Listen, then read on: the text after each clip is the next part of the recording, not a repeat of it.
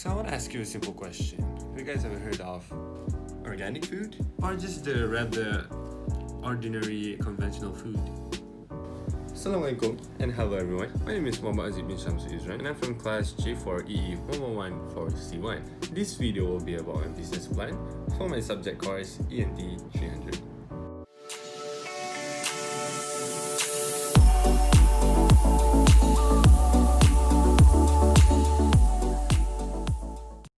In this video, I will be covering about the customer segment, value proposition, channels, customer relationship, revenue, the key activities, key resources, key partners, and last but not least, the cost. So today, we will be diving into the complicated world of organic farming, which is what my company does. We produce organic goods, we sell them, and we make revenue. Not to mention, this video will help you make labels and figure out why choosing UFD is the number one choice. So imagine, you're at the store and you're looking for something quick and easy to eat, but you're also trying to be health conscious. Instead of regular mac and cheese, you go for organic stuffs. Instead of regular chicken nuggets, you go for organic chicken nuggets. And then, to top it all off, you go for some organic sandwich cookies. Cookies. It's all organic, so it's good for you, right? Well, to tell you the truth, not always.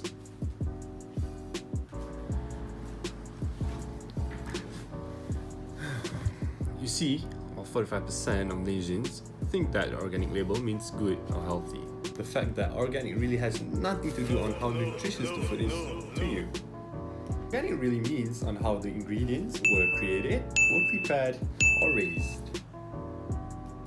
Organic means there aren't any genetically modified ingredients. Organic also means that there were no chemical used to kill the weeds and bugs. And pesticides are all natural instead of synthetic. And organic means nothing was fertilized with sewage sludge. Yeah, sewage sludge. Organic also means that nothing was exposed to radiation, just like how some manufacturers do to sterilize food. And most importantly, there are no industrial solvents used to clean things up. Also, organic means there could be no chemical food additives that some food have to stay fresh for an unnatural amount of time. And if it's meat, there are no routines used of antibiotics or hormones pumped into the animals. And all this stuff is really important, right? But notice, organic doesn't necessarily mean that the ingredients are nutritious. So if you care about healthy foods, it is more important to eat whole foods like fruits and vegetables, and also avoid packaged-like substances, which includes your organic mac and cheese. Yeah, I'm not kidding. And here's a big tip. If you can pronounce all the ingredients in a package you're holding, then you're on the right track.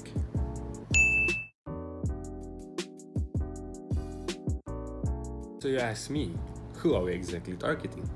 It is obvious. Of course, the organic food consumers, right? The organic food consumers consist of three groups, one of which is peripheral core consumer, mid-level consumer, and last but not least, the core consumers. Periphery consumers are folks that only starting to lean on organic products, while mid-level, of course, they are already in the scene of organic products, but if there is another choice, they would definitely go for the other choice. It's the core consumers where they would only opt for organic foods, and these are the type of groups that we are hunting. Although our company focuses on two groups, which is the mid-level consumers and also the core consumers, we don't discriminate any other preferences from our customers. Moving on, who are we targeting next? We are indeed going for people that could not afford high-priced organic foods. As we all may know, prices may tend to be a bit higher compared to conventional when it comes to organic foods, but it is over the reason of limitation of supply over demand. Although the price of these organic products still remains high in the market due to the increasing demand for these products, our company is still resolute on serving the best of the best products for our consumers with a low price tag. Other than targeting groups of people who only consumes organic foods or people who doesn't want to afford high-priced organic foods, we also target people who doesn't want to go out to grab their foods. The current contagious coronavirus pandemic has pushed most citizens to buy goods online to minimize the contact with others. We have taken an initiative of implementing home good deliveries to serve our customers better in all sorts of ways. With the number of mobile internet users in Malaysia projected to increase by 5% over the next few years, the online sales segment is expected to grow in tandem with this trend, as it is predicted to grow by 17% worldwide from 2017 until 2020. Moving on to the next point, which is the value proposition. So you ask me, what do we even provide for you guys? We provide affordability, we provide healthy and high quality products, and most importantly, we make home deliveries. We intend to put a stop to the search of high quality, low price terms set by consumers, as we aspire to just do that. Producing high quality products with a low price to tally with the affordability ways of consumers is the way to go for UFD. The absence of synthetic fertilizers, pesticides, herbicides, or even fungicides to grow the produce enhances biodiversity, which results in better soil quality, thus reducing pollution from fertilizer or pesticide. By this way, we do not just produce top quality foods, but we also help to save the environment. Go green! We move on to the next point, which is channels. Channels defines how our company communicates with and provides value to our customer, because it is a touch point which our company liaises with our customer and plays a huge role in defining our customer experience. We implement diversified medium to interact and also to attract our customers, as well as different types of strategies to retain them. So, our company is considered as a B2B and also a B2C company, which, of course, the meaning of it is business to business, also business to consumer. We will sell our products in store, or we just simply call it as in-store marketing. In-store decisions are an inclusion of generally planned, unplanned purchases, and also impulsive purchases. Numerous studies have shown that consumers in a variety of products make the bulk of final brand decisions in stores, which includes as much as 70 to 80% of purchase decisions. This made me believe that in-store marketing is the most preferable channel to expand the horizon of my company. Besides that, we also have online platforms, online websites, where the versatile impact in our social activities of internet has already become an undivided part of us. By using third-party applications such as Shopee, Lazada, and any supermarket websites, we would enlarge the scope of marketing on reaching to our very own customers' flexibility.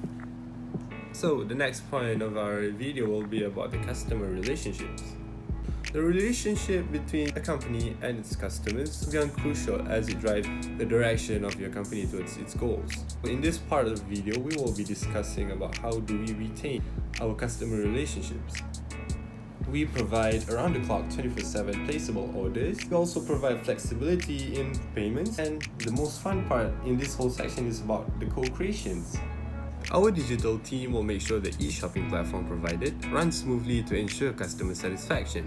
By this way, we will be able to strengthen the relationship both ways.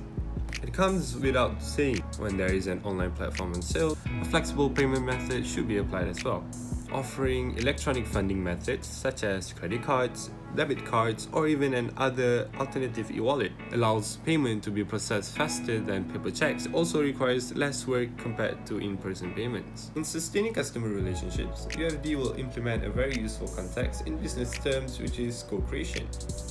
My company defined co-creation as a collaborative development of new value together with customers, experts, and also stakeholders. It is also a form of collaborative innovation where ideas are shared and improved together rather than kept to oneself. This way, we would be able to build an impenetrable relationship with our consumer. We move on to the fifth point of this whole video, which is the revenue streams.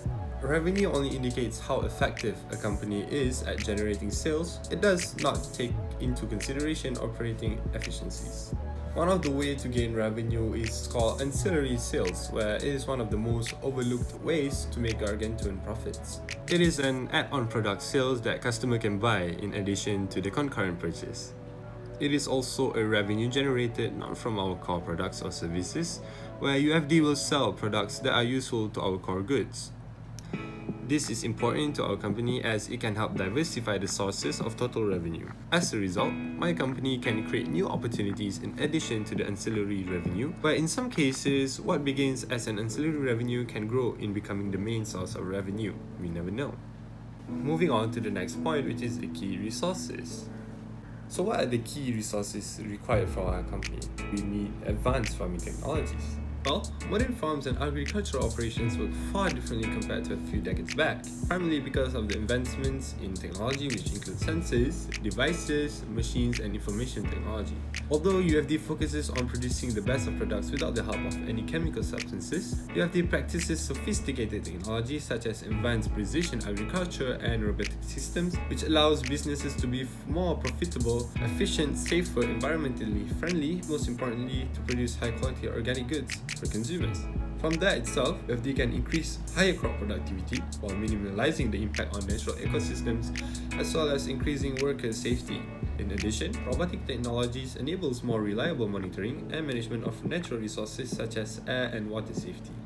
Other than just using advanced modern technologies for farming, we also need human intelligence and workforce. Human intelligence and experts can definitely guide other ordinary farmers or workers to be better in many areas like crop rotation and protection, irrigation techniques, better storage, and identifying suitable crops to increase their income. It's getting hard in here, right? Give me a second. Much better, right? We move on to the next, which is key activities. The key activities in UFD is, of course, organic food production. We also do land cultivation and maintenance, and we also do quality control. The following video we're seeing is what we call land cultivation, where it is to prepare soils for plantation of crops. It is also the process of loosening and breaking up the tiling of the soil to destroy the weeds and promote growth by increasing soil erosion and water infiltration. After going through a very tight and classified quality control procedure, the goods produced will be finally distributed thoroughly. The next point in this video will be about the key partners.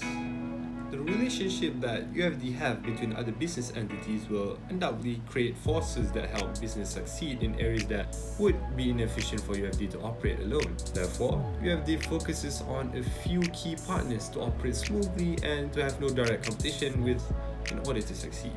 The first key partners will be, of course, our retailers or supermarkets. Retailers will mark up the prices to earn profits as they are just the final link in a supply chain that gets a product to a customer.